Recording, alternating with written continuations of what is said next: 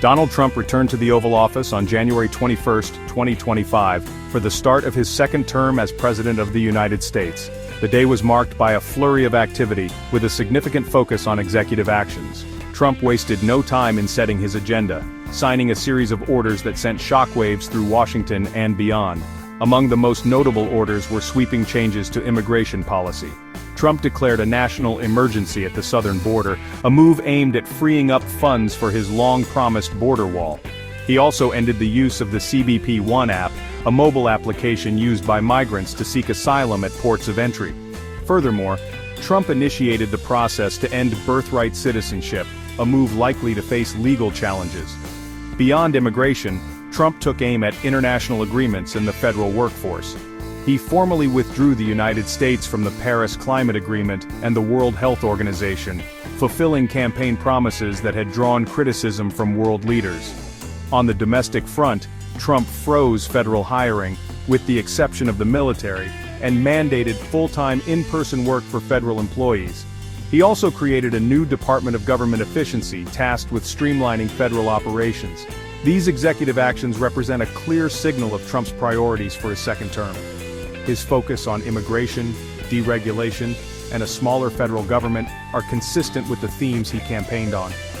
However, the speed and scope of these actions have left many observers wondering what other surprises Trump may have in store for his next 4 years.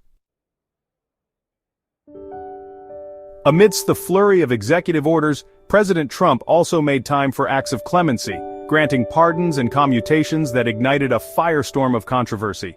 The most contentious of these decisions was the pardon of approximately 1,500 individuals involved in the January 6th Capitol attack.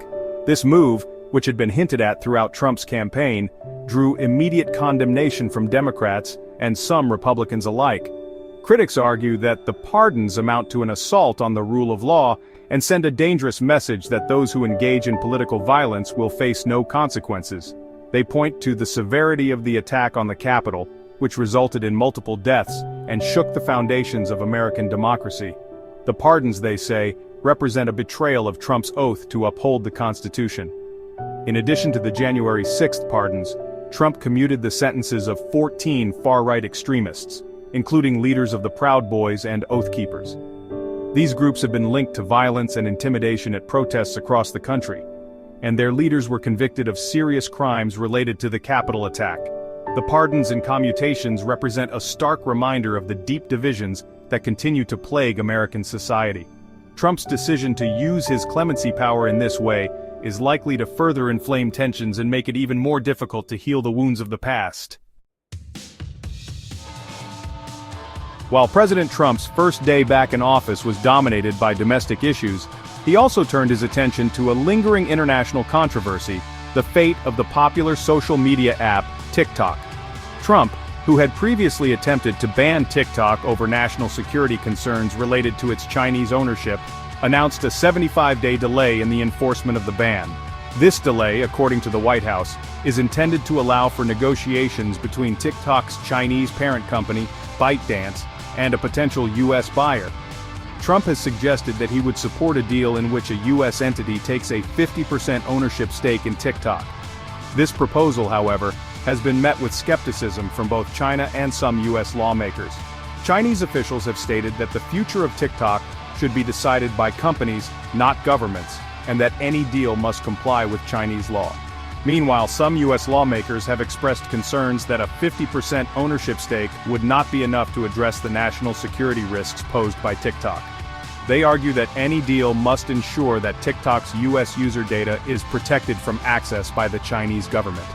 The future of TikTok remains uncertain, and the app finds itself caught in the middle of a geopolitical tug-of-war.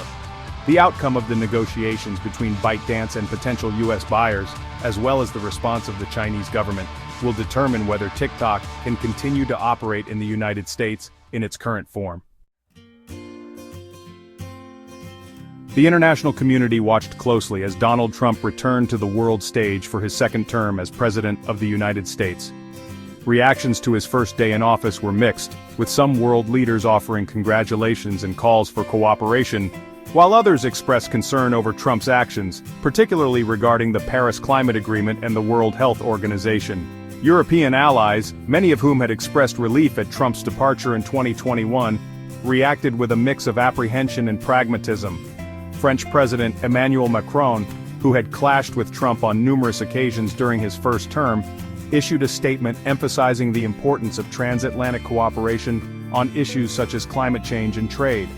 German Chancellor Angela Merkel, known for her more measured approach, struck a similar tone, offering congratulations to Trump while also stressing the need for dialogue and understanding.